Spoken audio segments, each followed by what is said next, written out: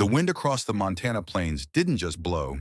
It howled, carrying that dry, biting cold that only settles in late December. It was the kind of weather that made the whole county hold its breath, waiting for the new year to break the freeze. Marcus King had been driving his beat-up Ford F-150 down the interstate for 20 minutes, his knuckles dark and tight against the steering wheel. He glanced in the rearview mirror. 7-year-old Maya was passed out in her booster seat, clutching a worn-out teddy bear. Her soft, rhythmic breathing was the only peace in the cab. Outside, the world was a blur of white and gray. Marcus just wanted to get back to the ranch. He was already mentally planning the evening, stoking the wood stove, thawing out his frozen fingers, and whipping up a box of mac and cheese for Maya, her favorite. After a brutal week of repairing fences in sub-zero temperatures, all he craved was silence. But the universe rarely cares about what a man craves. Up ahead, near a bend in the county road, the strobe of red and blue emergency lights cut through the swirling snow. As Marcus got closer, he made out the silhouette of a sheriff's cruiser pulled onto the shoulder. The hood was popped, and a plume of white steam was hissing violently into the freezing air. "Daddy, what's wrong?" Maya murmured, rubbing her eyes as the truck slowed. "Just someone in a bind, baby girl," Marcus said, his voice deep and calm. "Sit tight. I'm going to see if they need a jump." He pulled the truck onto the shoulder, engaged the hazards, and zipped his heavy Carhartt jacket all the way to his chin. Stepping out, the wind hit him like a physical blow, stinging his cheeks. He crunched through the snow toward the cruiser. The deputy was bent over the engine block, wrestling with a hose. Even in the dim light, Marcus could tell they were struggling. As he approached, the officers stood up and turned around, adjusting the brim of their Stetson hat to block the snow. "Looks like your radiator gave out," Marcus shouted over the wind. "Not much I can do out here, but I got tools in the..." The words died in his throat. The deputy took off her sunglasses, revealing a pair of hazel eyes that Marcus knew better than the back of his own hand. Eyes he had spent 8 years trying to scrub from his memory. Sarah Evans. She stood there frozen, her lips parting as if to speak, but the wind stole her voice. She looked different, tougher, wearing the uniform with authority, but beneath the badge, she was still the girl who had vanished from this town, and from his life, without a single goodbye. "Marcus," she finally whispered. It sounded less like a greeting and more like a question, fragile and terrified.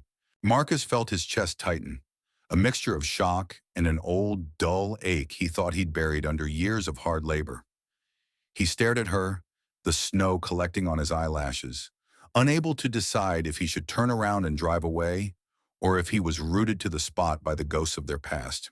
For a long, agonizing moment, neither of them moved. The wind whipped Sarah's hair across her face, but she didn't reach up to brush it away. She just stared at him, her eyes searching for a trace of the man she had left behind. Marcus broke the silence first. He didn't smile. He didn't yell. He simply nodded toward the smoking engine block, his face a mask of stone. "Pop the latch," he said, his voice flat. "Let's see the damage."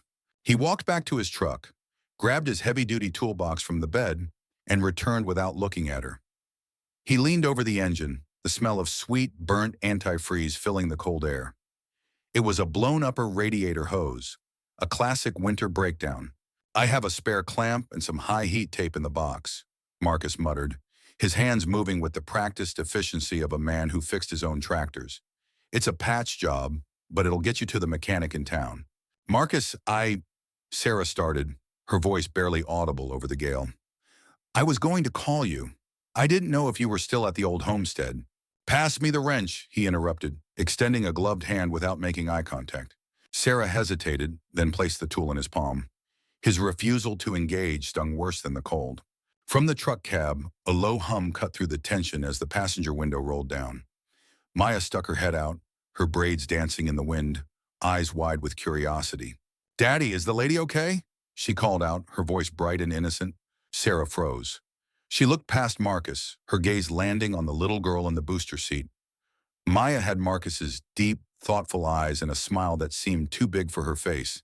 Sarah's breath hitched. She did the math instantly. 8 years gone. 7 years old. She's beautiful, Marcus," Sarah whispered, a sudden sheen of tears in her eyes that had nothing to do with the wind. "Is she?" Marcus slammed the hood of the cruiser shut, the metallic clang echoing like a gunshot. "She's freezing," Marcus said sharply, turning his back to the car. He looked at Sarah then, really looked at her, with a gaze hard enough to crack ice. The patch will hold. Keep it under 40 miles per hour. And Sarah? She straightened up, wiping her cheek. Yeah? Don't thank me, he said, walking away. Just drive.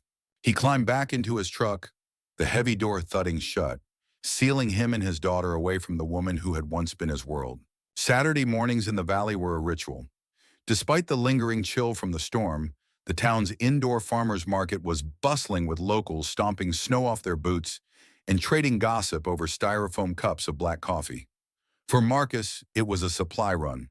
For Maya, it was a treasure hunt. While Marcus was busy inspecting a crate of winter squash and trying to avoid eye contact with anyone who might ask about his love life, Maya's nose led her astray. She drifted toward the bakery stall, where the scent of cinnamon and warm sugar cut through the stale air of the gymnasium. Careful there, speed racer, a soft voice said. Maya had nearly collided with a woman standing by the display case. It was Sarah. She wasn't wearing her uniform today. Instead, she looked softer in a thick wool coat and a knitted scarf, holding a paper bag. Maya looked up, her eyes wide. Oh, you're the lady from the snow. Sarah's expression melted. She crouched down to Maya's eye level, ignoring the mud on the floor. And you're the girl with the brave dad. I'm Sarah. I'm Maya. Daddy says I'm brave too, she chirped, eyeing the pastry in Sarah's hand. Sarah laughed, a genuine crinkling sound that made her seem younger. I bet you are. Here. She handed the paper bag to Maya. It's a huckleberry turnover, my treat. Every brave girl needs fuel. Maya beamed, taking the warm bag with both hands. Thanks. You should come see our ranch. We have a new calf named Bessie, and Daddy makes the best Sunday pancakes. The invitation hung in the air, innocent and heavy. Sarah opened her mouth to speak, a flicker of hope crossing her face, but a shadow fell over them. Maya, Marcus's voice was low, vibrating with a warning tone that stopped the conversation dead. He loomed behind his daughter, his hand resting protectively on her shoulder. He didn't look at Sarah. He looked through her. Daddy, look, Sarah gave me... We don't take things from strangers, Maya, Marcus said, his voice tight. He took the bag gently from his daughter and placed it back on the bakery table. Let's go. We have chores. But Daddy... Now, Maya. He steered his confused daughter toward the exit, his stride long and urgent. He didn't look back, but he could feel Sarah's gaze burning a hole between his shoulder blades, leaving her standing alone in the middle of the crowd, holding a rejected pastry and a heart full of regrets. 3 days later, Marcus found himself at Miller's Hardware on Main Street. The air inside smelled of sawdust, oil, and stale popcorn, the perfume of every small-town project. He was in the back aisle staring at a wall of paint swatches, looking for a neutral primer to cover up some scuffs in the hallway. We always liked sagebrush green. The voice was quiet, coming from right beside him. Marcus didn't jump, but his grip on the shopping basket tightened until his knuckles turned ash gray. Sarah was standing there. No badge, no gun belt, just a woman in jeans and a flannel shirt, looking tired and smaller than he remembered. She was pointing at a small square of muted green paper on the rack. Remember, she asked, a fragile smile touching her lips. We spent 3 hours arguing over it for the living room. You said it looked like dried moss. I said it looked like home. Marcus slowly turned his head. The memory hit him like a physical punch. Laughing on the floor of his unfurnished living room, pizza boxes open, dreaming of a future that never happened. That living room is beige now, Marcus said, his voice devoid of warmth. Repainted it the week after you left. Sarah flinched, the smile vanishing. She took a step closer, ignoring the invisible barrier he had erected. I'm not trying to fight, Marcus. I see you, and it feels like no time has passed. But then I see your eyes, and it feels like a century. A lot happens in 8 years, Sarah, he replied, turning back to the shelf and grabbing a can of generic white primer. You don't get to walk into my hardware store, point at a color, and pretend you didn't leave a hole in the wall when you walked out. I know I broke things, she whispered, her voice trembling. I just want to know if they're fixable. Marcus looked down at her.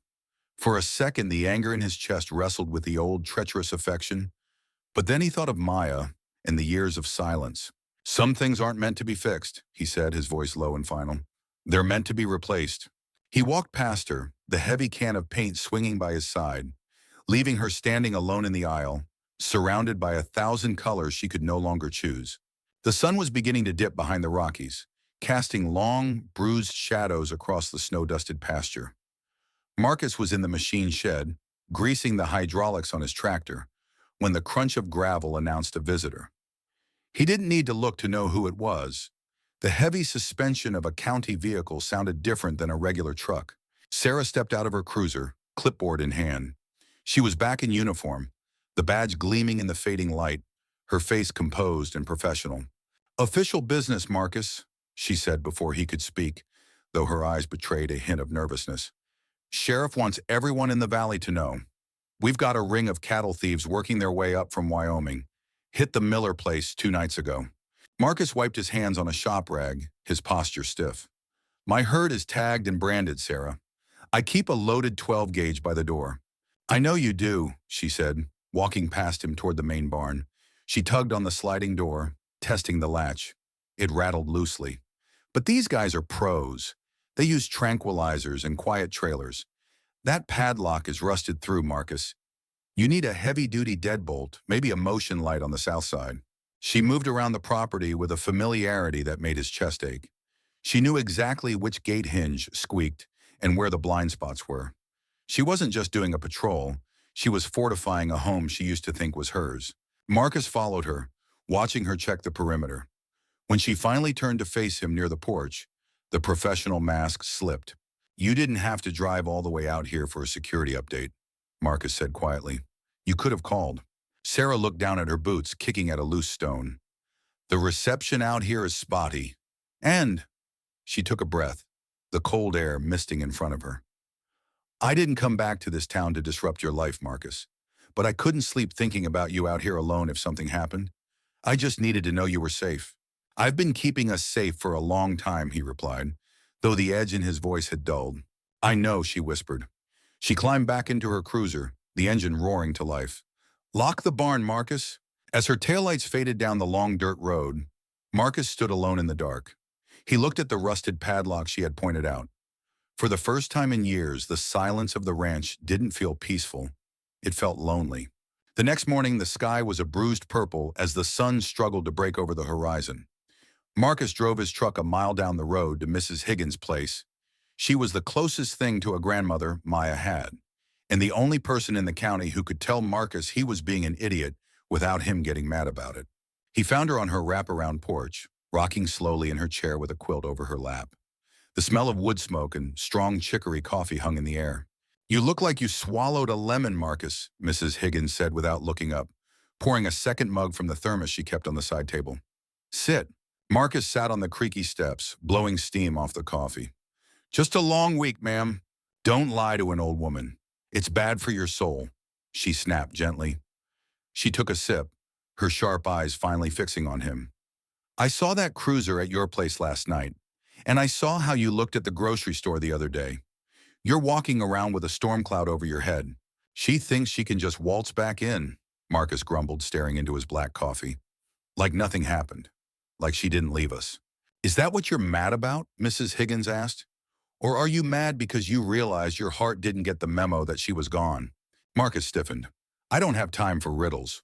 "It ain't a riddle, son. It's a mirror," she said, leaning forward. Her voice dropped, losing its playful edge. "You've built a fortress around yourself, Marcus. Bricks made of pride and mortar made of hurt. But you can fool the boys at the feed store, and you might even fool yourself on a good day. But you can't fool me. You aren't hating her. You're terrified that you still love her."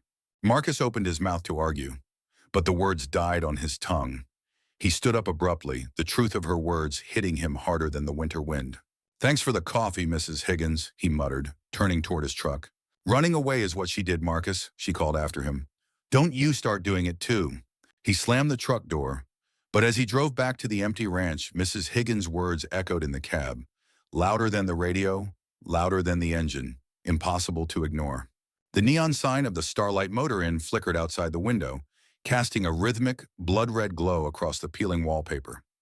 The room smelled like a mix of stale cigarettes and industrial-strength lemon cleaner, a scent that seemed to haunt every cheap motel from here to the Mississippi.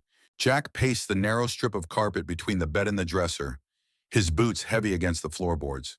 He stopped and peeked through the blinds, scanning the parking lot for the third time in 10 minutes. You're going to wear a hole in the rug, Jack, Sarah said. She was sitting on the edge of the mattress, clutching a lukewarm can of soda like it was a lifeline. Her voice was steady, but her hands were shaking just enough to notice. If they were tailing us, we'd have seen lights by now. We're in the middle of nowhere. That's exactly what worries me, Jack muttered, letting the blind snap back into place. He turned to face her, running a hand through his messy hair. We're sitting ducks out here. We need to ditch the sedan. The description is probably already circulating on the police scanners. If a state trooper clocks our plates on the interstate, it's game over. Sarah sighed, crushing the empty can and tossing it into the trash bin with a hollow clatter. So, what's the play? We hijack a truck? Hitchhike to Phoenix? We're running on fumes, Jack, literally and figuratively. We stick to the back roads, Jack said, grabbing the map spread out on the small scarred table. He traced a line with his finger, his nail digging into the paper. We head west toward the canyon. It'll add 3 hours to the trip, but there are no cameras and zero patrols. He looked at her, his expression softening for the first time that night. Look, I know this is a long shot, but if we can make it to the safe house by dawn, we have a chance to turn this around. We just need to survive the night. Sarah stood up, grabbing her jacket. The exhaustion in her eyes was heavy, but a spark of determination flickered beneath it. All right, she said, zipping up her coat. Let's get this show on the road, but you're driving. The sedan's tires crunched over the loose gravel as they hit the two-lane blacktop, leaving the flickering safety of the Starlight motor in the rear view. The desert at night was a vast, suffocating void, broken only by the yellow beams of their headlights cutting through the dust. Jack kept the speedometer hovering just above the limit. Too slow, and they were suspicious. Too fast, and they were a moving target for the highway patrol. Sarah sat shotgun, her feet up on the dash, though her posture remained rigid. She was scanning the horizon, watching the silhouette of the mesas against the starry sky. We've got company, Jack said tight-lipped, his eyes flicking to the center mirror. Sarah turned, squinting into the darkness through the rear window. Twin beams of xenon light were closing the gap fast, rising and falling with the undulations of the road. Could just be a local in a rush, she offered, though she didn't sound convinced. At 3 a.m., out here? Jack shook his head, his knuckles whitening on the steering wheel. Watch. He eased off the gas, letting the car drift. The vehicle behind them didn't pass. Instead, it matched their deceleration, lingering aggressively on their bumper.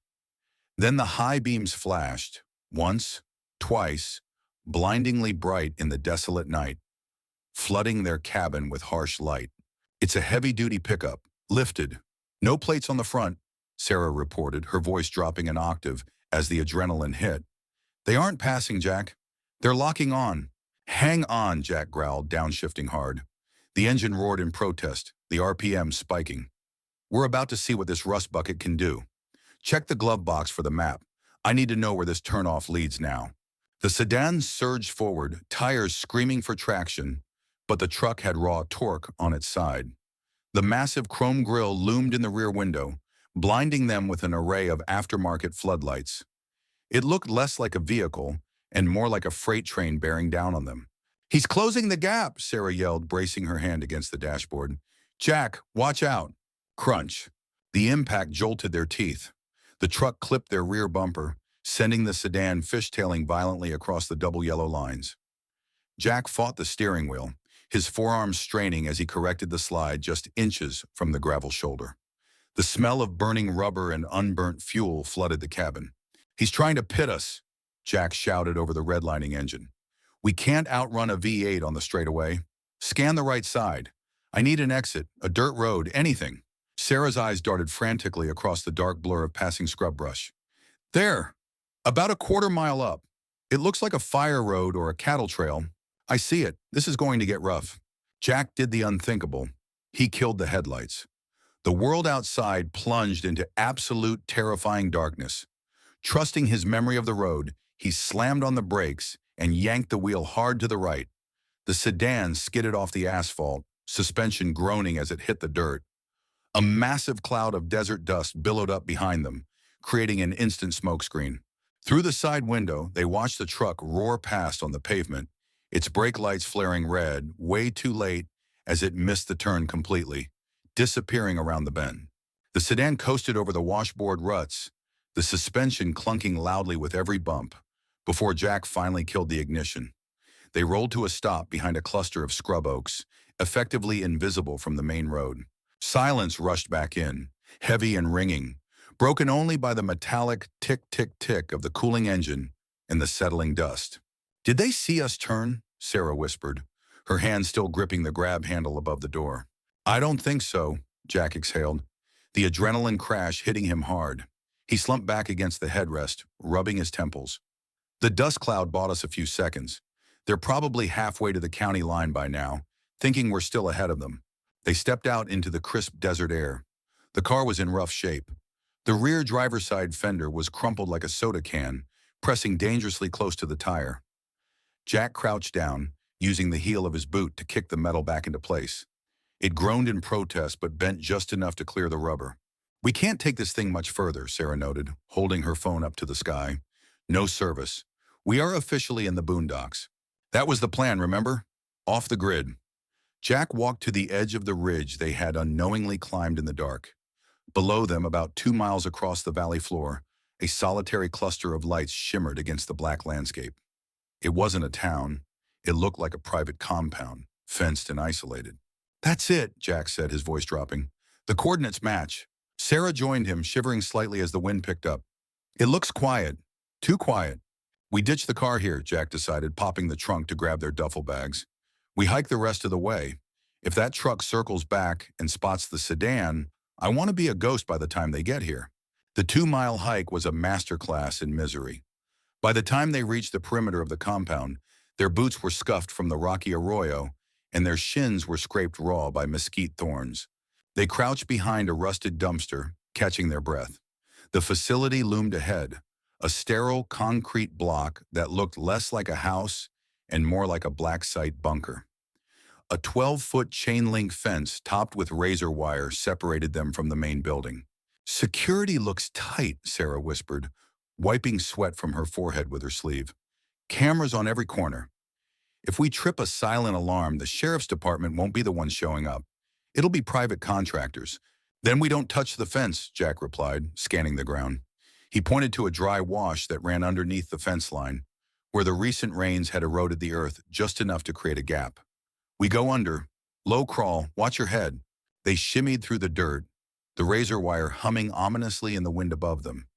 Once inside the yard, the silence was heavier, almost pressurized. They moved shadow to shadow, hugging the rough stucco walls of the main structure until they reached a heavy steel side door. Jack tested the handle. Locked, obviously. He knelt down, pulling a small tension wrench and a pick from his pocket. Tools of a trade he thought he'd left behind years ago. "Hurry," Sarah hissed, checking her watch. "We're exposed out here." "I'm working on it," Jack grunted, feeling for the pins. Click, click. The tumbler turned with a satisfying snap. He stood up and looked at Sarah.